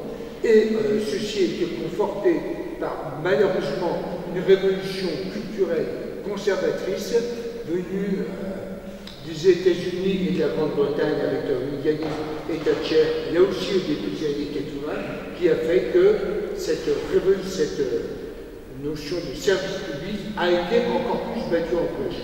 Je ne dis pas pas que j'en me réjouis, bien au contraire, évidemment, mais je pense que c'est important de rappeler tout ça, parce que la CGT ne peut pas tout faire, mais quand même, la prise de conscience de ces différents éléments peut aider à construire une stratégie. Merci Michel Dreyfus. Alors, Maryse, maintenant sur ces questions, quand même effectivement très cruciales pour l'avenir de la CGT, du syndicalisme en général d'ailleurs, comment l'adaptation de la CGT aux nouvelles formes de travail, aux formes de statut, tous ces statuts qui n'en sont plus vraiment d'ailleurs, c'est de plus en plus précaire, comment cette question est-elle posée, perçue, et quel type de réponses sont en réflexion et en tentative, en expérimentation peut-être aussi. D'abord, la question n'est pas nouvelle. L'autre jour, je me suis amusée, la CGT qui m'amuse aussi, donc j'ai interrogé les militants qui étaient là et je leur ai dit, si je vous dis une citation d'un secrétaire général qui dit quand tout se transforme, il faut que l'outil syndical lui-même évolue, alors quel est le secrétaire général qui a dit ça? Alors évidemment, les copains, alors ça va de Bernard Thibault, Béliané, enfin bon, je passe. En fait, c'est Victor Dreyfus, et c'était en 1900. Donc voilà, c'est vous dire que la préoccupation de la CGT d'être constamment en réponse à un monde du travail qui change, elle n'est pas d'aujourd'hui, elle est permanente, et je pense que c'est pour ça qu'au bout de 120 ans, on peut se féliciter que la CGT est toujours là, elle est toujours combative. Maintenant, deuxième chose, chaque fois qu'on parle d'évolution, surtout comme le rapport de force est en défaveur du travail depuis au moins le début des années 80, chaque fois qu'on parle d'évolution, une partie du collectif militant a la crainte que la CGT ne soit plus elle-même. Et qu'en gros, ce qu'on propose comme évolution de la CGT, c'est pour devenir la CFDT, ce qui nous est dit le plus souvent, et donc pour disparaître du paysage en tant que syndicat de classe de masse dont je parlais tout à l'heure. Donc ça, cette crainte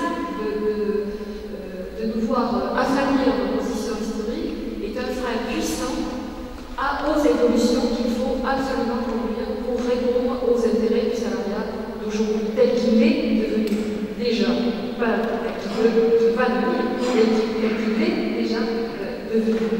Et je crois que l'une des premières choses qu'on a à se dire, c'est que le principal risque pour la CGT, c'est qu'elle devienne marginale si elle n'imprime pas les évolutions importantes peut-être dans les salariés tels qu'ils sont aujourd'hui. Donc, si on est d'accord là-dessus, après, on peut débattre à perte de vue, et c'est très sain de débattre sur est-ce qu'il faut faire ça ou est-ce qu'il faut faire ça, et si on fait ça, faisons... Voilà, ça il faut le faire. Mais éliminons de nos débats le soupçon que chaque fois qu'on propose des évolutions, c'est pour faire disparaître la CGT dans sa portée historique. Donc, sur les salariats, le salariat tel qu'il est aujourd'hui, moi je dirais qu'on a eu de longues évolutions quand on regarde depuis le 18e, depuis la révolution industrielle. Par exemple, le contrat de travail n'existait pas. Le contrat de travail, il n'est pas tombé comme ça, il est un acquis des luttes. Le contrat de travail d'abord, puis les conventions collectives, voire les statuts, qui donnent le code du travail. Et qui donnent, dans la France aujourd'hui encore, 89% de la population active est salariée, c'est-à-dire dépend. Or, ce qu'on voit depuis quelques années, ça rejoint la question de l'entrepreneuriat, c'est que les frontières du salariat sont en train de s'estomper. Et pas de façon spontanée. Il y a des lois, il y a une offensive là-dessus. Quand, par exemple, le gouvernement de Sarkozy crée le statut d'auto-entrepreneur, donc quelqu'un a parlé là. Auto-entrepreneur, ça parle de vous êtes votre propre entrepreneur. Qu'est-ce qui se passe? Il y a tout un tas de boîtes où les dirigeants d'entreprise disent à certains types de salariés, par exemple des informaticiens, des comptables, des agents de maintenance, ou bien j'ai vu une fois dans une salle de gym, un moniteur de sport qui m'a demandé mon opinion parce que le dirigeant de la salle de gym lui proposait de quitter le salariat, de devenir auto-entrepreneur et de travailler toujours pour la même entreprise.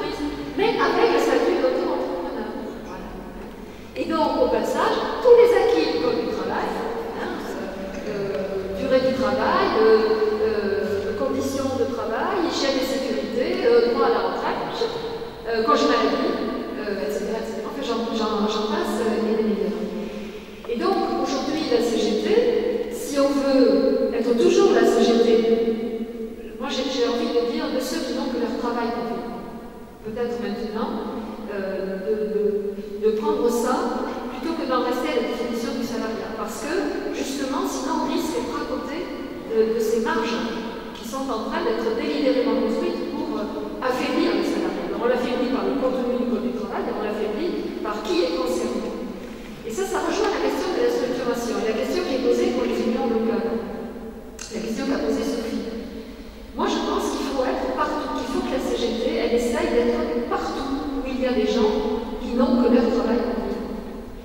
Soit qu'ils soient dans le travail, et alors donc là il faut avoir des unions locales qu'on n'a pas suffisamment, elle n'est pas cette emploi en réponse aux salariés qui ont du boulot, qu'il s'agisse de boulot à temps plein, à temps partiel, précaire, etc. Mais il faut aussi être là où sont d'éventuels futurs salariés, même s'ils n'ont pas encore trouvé de boulot.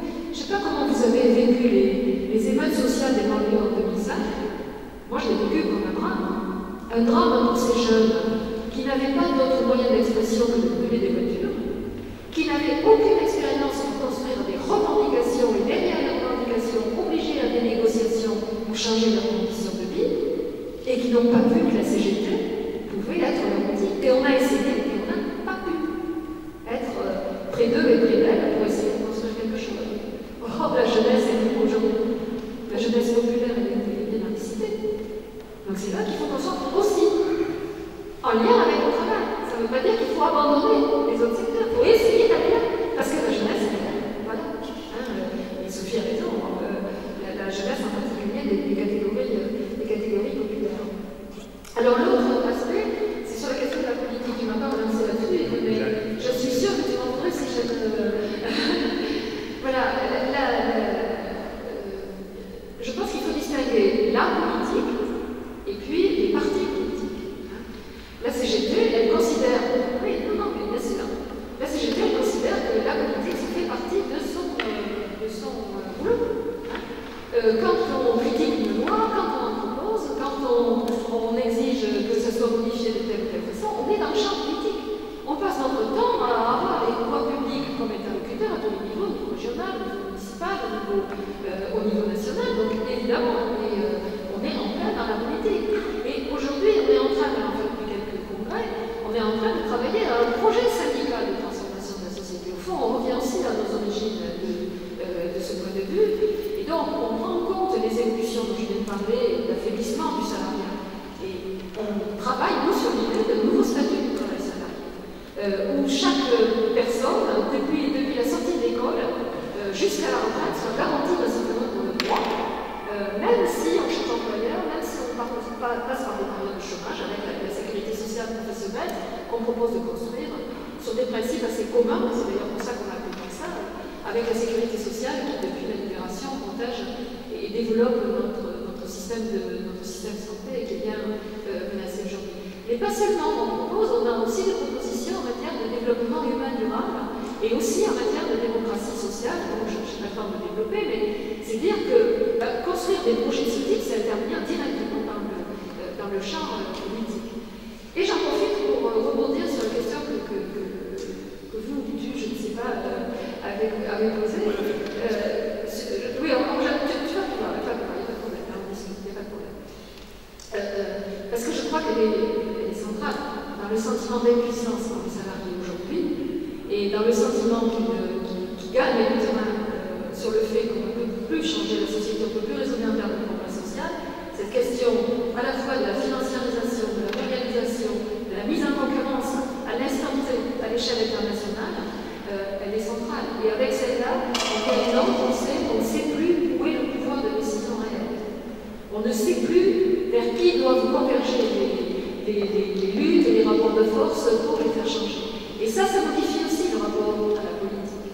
C'est-à-dire que l'idée que c'est pas forcément au niveau du président de la République ou du Conseil général ou du Conseil régional que le pouvoir réel existe, elle est assez profonde.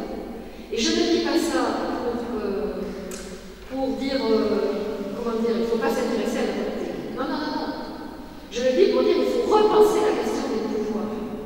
Pouvoir économique, pouvoir politique et pouvoir justement du monde du travail pour conquérir tous les pouvoirs. Et je pense que là, c'est une question qui est moins posée à la CGT, même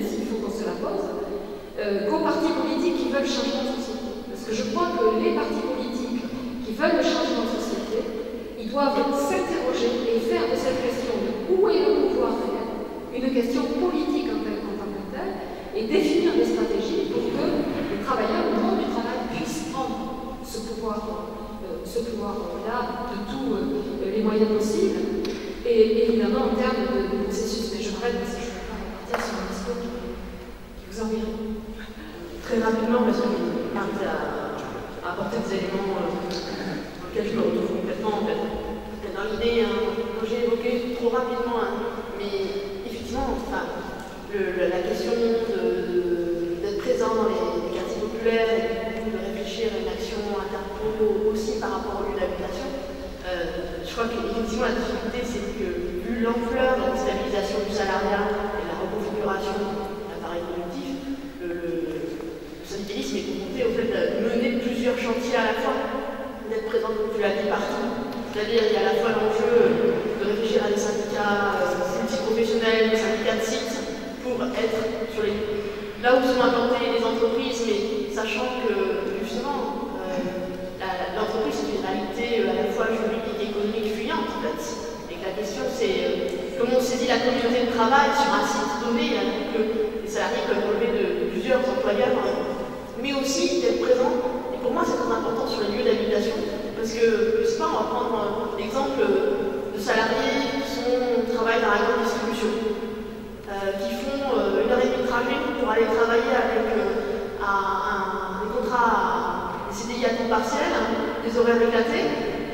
Imaginons qu'elles aient des enfants à charge, une double journée de travail. Ces salariés-là ne vont pas venir frapper à la porte de l'union locale à la journée du travail. Je pense qu'il faut aller les chercher. Il faut aller les chercher, et pour moi, ça suggère de réfléchir à des formes de coopération, parce que, effectivement, le syndicalisme ne peut pas tout faire. Et peut-être des formes de coopération avec des réseaux associatifs, de réfléchir à une façon d'atteindre ces salariés, peut-être à partir de leur lieu de vie, en fait. Mais c'est complémentaire au fait d'être présent sur les lieux de travail. Il ne s'agit pas du tout d'abandonner les lieux de travail, parce qu'effectivement, j'ai en même temps conscience de l'ampleur des défis. Si, alors peut-être moi je pense que ce qui caractérise la naissance de la CGT, ça a été rappelé par Michel, c'est d'abord que c'est une association de travailleurs qui s'organise pour défendre ses intérêts. Et moi je pense que la CGT d'aujourd'hui, c'est encore ça. On n'est pas la CGT, les salariés. Et je pense même de dire ça, c'est complètement faux. La CGT, elle est composée aujourd'hui de salariés avec toutes les difficultés actuelles du monde du travail. Voilà. C'est ça la réalité de la CGT d'aujourd'hui. Alors qu'il y ait effectivement, au fil du temps, des camarades à ce qu'ils deviennent en responsabilité, ceux qui se dégagent, le fait, je trouve que ça c'est important, de l'exploitation au travail pour pouvoir réfléchir, pour pouvoir aider, coordonner, impulser. Soit effectivement éloigné de cette réalité du travail, oui, ça existe. Mais la CGT, dans sa grande majorité, elle est dans le monde du travail. C'est bon, voilà. Quand l'humanité retrace les luttes, que les camarades s'expriment dans le journal, c'est pas des extraterrestres. Tu citais Conflit actuellement, effectivement, dans les transporteurs routiers, mais on pourrait en citer plein d'expressions, je dirais, de lutte, où celles et ceux qui s'expriment sont à la CGT et dans le monde du travail. Donc faisons attention aussi à ne pas déconnecter ce qui n'est pas vrai dans la réalité d'aujourd'hui. Alors qu'il y ait effectivement, c'est juste une explosion de la précarité, une transformation du tissu des entreprises qui complique l'accessibilité des salariés à s'organiser, ça c'est une réalité. C'est une réalité, enfin, nous sur la capitale, ce qu'on connaît, je veux dire, c'est 80%, plus de 80% des métiers, c'est du tertiaire. Et effectivement, on a une multitude de TPE, de PME, avec des difficultés pour que ces femmes et ces hommes qui sont au travail accèdent, y compris, je veux dire, à l'organisation, à s'organiser. Parce que je veux dire, voilà, on est d'abord une association entre guillemets de travailleurs. C'est bon, on n'est pas des extraterrestres. C'est pour ça que moi je partage souvent l'idée que, moi j'entends parfois les camarades, on nous dit là CGT les salariés. Non, je pense que ça c'est pas juste de le dire pour tout état de cause comme ça. Deuxième aspect, moi, qui me semble en effet intéressant dans le débat, mais c'est les expériences qui ont été décrites de lutte ou de nouvelles dynamiques pour justement que les salariés puissent accéder au syndicalisme. Voilà. Et on a quand même quelques expériences de lutte où, y compris sur les travailleurs les plus précaires, voire même les plus vulnérables, et notamment les travailleurs migrants, on a quand même des luttes. On vient de remporter un succès là, quand même, d'une lutte qui a duré plus de 10 mois à la part de Strasbourg, dans le 10e arrondissement, majorité de femmes, jeunes d'ailleurs, et surexploitées, alors là on peut pas faire mieux, dans des conditions de travail innommables, vulnérables parce que nous disposons d'un titre de séjour, confrontés à un patronat organisé dans ce boulevard qui, voilà, c'est le Gatazland, quasiment, c'est le raid de Gataz, en réalité sur une tête, en plein cœur de Paris. Eh bien, ces femmes et ces hommes, ils ont gagné. Alors évidemment, la CGT, elle a été tout de suite auprès de ces travailleuses et de ces travailleurs, et rapidement passionné aussi les travailleuses et les travailleurs, on s'est battu ensemble. Parce qu'on n'est pas simplement dans des luttes de solidarité, on se bat ensemble. Là, parce qu'on sait très bien que le recul des uns va occasionner le recul de l'ensemble. Ça, c'est pas un truc, voilà, on n'enfonce pas là une porte ouverte en disant ça. Parce que nous avons des communautés d'intérêt à défendre et qu'on sait bien que quand ça recule dans un côté, là, ça va reculer sur l'ensemble. Voilà. Alors, il y a effectivement, moi j'entends, c'est juste, le capitalisme financier mondialisé, oui. Mais vous savez, je veux dire, le capitalisme s'exprime de très grande façon, au plus près. Au plus près. Là, sur le boulevard de Strasbourg, c'est pas à 120 000 km d'ici. C'est le ralliement au quotidien. Quand on parle de lutte de classe, c'est pas d'arrivade. On a eu le droit à des menaces de mort en direction des militantes et des militants. On a eu le droit à des violences verbales, à des violences y compris en s'attaquant, je dirais quasiment, à la boutique où étaient occupés ces travailleurs.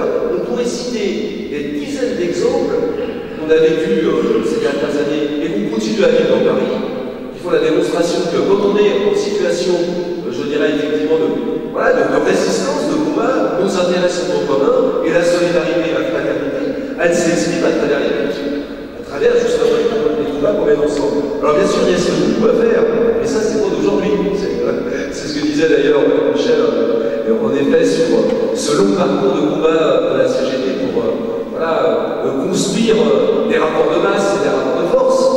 Et c'est vrai que la dualité historique de notre organisation, à la fois vis-à-vis du politique, mais y compris, oui, on n'est pas un syndicat de service, on est un syndicat d'adhérents. Alors oui, c'est pas pareil qu'en Allemagne.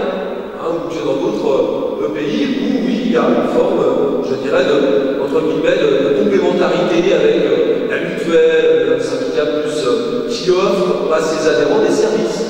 Donc, ça, c'est notre histoire. Ceci dit, ça nous a pas empêché de mener des luttes et de mener des combats qui ont imposé quand même dans ce pays, et là je partage complètement ce que disait Maryse, à cette histoire de France quand même une réalité du mouvement syndical avec sa complexité, avec ses divisions, et qui est encore très présente. Donc voilà, moi je voulais quand même souligner ça, et moi je partage en tout cas ce qui a été dit par Patrick aussi, c'est-à-dire aujourd'hui, l'expression écrite dans ce pays, c'est quand même sur les conditions de lutte des travailleuses et des travailleurs du monde du travail, et ben, dans un quotidien de caractère national, je ne parle pas de ce qui existe en termes de communication plus réduite, il n'y a pas grand-chose d'autre que l'humanité pour dire quelque chose. Parce que franchement, quand on regarde, je dirais comment il suivi des conflits dans d'autres canards, excusez-moi, enfin bon, c'est plus limité. Alors oui, il faut améliorer. Il y a toujours des choses à améliorer, mais quand même, enfin bon, c'est quand même pas, je dirais, c'est pas dans n'importe quel quotidien de plus qu'on voit. Bon, et moi je partage ce qui a été souligné sur les offensives, ce qui devrait d'ailleurs aussi, quelque part, nous amener à réfléchir sur ce que l'on fait en ce moment. Parce qu'en général, quand on nous attaque, c'est que quelque part, il y a des choses qui sont en train de se produire, et je pense que le 9 avril, notamment, on ne s'est pas rien passé. Voilà, c'est-à-dire qu'on sent bien que les résistances, malgré les buts qui sont portés, ce que dit la CGT pèse. Les cheminots au mois de juin, je partage complètement ce que vous disiez, mais ça a été considérable, les attaques qui ont été faites par la CGT, sur la CGT. On a même interdit de manifester quand même. On a interdit les cheminots de manifester. Bon, et ça d'ailleurs essayé de se poursuivre, on s'est battu, notamment parce qu'on a un contenu historique international très fort quand on s'est battu contre effectivement les attaques israéliennes sur le bloc palestinien. Il y a eu des interdictions de manifestation. Il a fallu se battre contre ces réalités-là. Donc voilà, et je pense que la CGT dérange en fait toujours, et je dirais toujours autant, dans ce processus en effet effréné qu'il y a le capital pour voilà, engranger, comme d'habitude, un maximum de profit, et de la manière d'ajustement en permanence sur les travailleurs. Et ça, bien l'autre, c'est bon à ce coup. Parce que au-delà entre guillemets, des événements qui ont marqué cette histoire, il y a aussi, comme je disais au départ, des voyageurs sans bagages. On a aussi, je disais, il y a une forte bataille idéologique, mais la CGT, elle n'a pas non plus, elle n'est pas sans avoir des idées, sans aller au combat idéologique. Parce qu'il faut appeler un chercheur. Enfin, quand Maryse cite les propositions du statut du travail salarié, de la sécurité sociale professionnelle, cette dimension novatrice en termes de réflexion sur les conditions du monde du travail, et pourquoi on le propose, pourquoi on parle d'un statut d'ailleurs. Vous voyez, c'est quoi un statut? Vous voyez, moi je suis agent des... Je sais ce que c'est qu'un statut. C'est un élément de droit public. Ça veut dire qu'on rendrait la question du travail, non plus comme étant une aliénation vis-à-vis d'un patron, mais comme un élément de droit. C'est quand même pas une petite histoire. Vous voyez? Et d'ailleurs, ça a été réfléchi à partir de ce qui s'est construit dans les luttes. Le statut des fonctionnaires, le statut de l'EFGDF, etc. Et je parle en termes de, non pas d'entreprise, mais pour les salariés. Le fait que dans le statut d'EDF, il n'y a pas, il ne faut pas qu'on dise qu'on a la garantie d'emploi. Par exemple, tout simplement parce qu'il n'y a pas de ligne qui précise qu'il y a des licenciements économiques. Ça peut paraître stupide, mais le fait qu'il n'y ait pas ça, c'est ce qui fait pour le camarade qu'on a effectivement la garantie d'emploi. Bien sûr, le gouvernement et le patronat pourraient le remettre en cause par décret. Ceci dit, quand même, c'est un peu compliqué de le faire dans une entreprise où le mouvement syndical est encore présent. Donc, et c'est vrai pour d'autres secteurs. Donc je pense que voilà, on a intérêt à réfléchir aussi à ce qui a été. Je finirai par un dernier élément qui doit, à mon avis, aussi travailler, parce que ce n'est pas rien. C'est quand même où on en est aujourd'hui à travers ce qu'on a gagné sur ce que moi j'appelle les outils. Et par exemple la cotisation sociale. Et c'est quand même pas rien. Parce qu'effectivement on parle en ce moment le travail sur un. Oui, mais voilà. On pourrait aussi développer beaucoup plus dans nos débats sur ce que l'on a compris. Parce que ce n'est pas une petite affaire, les cotisations sociales. Loin s'en faut, c'est pas ce qu'appellent les patrons les charges sociales. Donc on a quand même des choses à développer, à faire connaître, dans la perspective à la fois de renforcer syndicalement. Alors évidemment, il y a des secteurs plus complexes, en effet, mais rien n'est impossible. Vous savez, on a 45 000 adhérents sur la capitale, on a 6 000 camarades du commerce et des services. Et c'est vraiment les populations les plus précaires. Ce n'est pas rien. Alors c'est pas assez. Mais ceci dit, voilà. Et malgré tout, les camarades ils se battent notamment contre le travail du dimanche, etc., le travail de nuit, et on mène les initiatives, on est visible, et on continue à se battre. Donc voilà. Moi je voulais dire que dans cette histoire, il y a des ressorts de la CGT qui aujourd'hui nous éclairent, y compris sur ce que l'on peut faire aujourd'hui. Et voilà, je finis là-dessus. Je rappelle que d'abord la CGT va effectivement aller constituer des salariés avant toute chose, et de priver d'emploi et de retraite.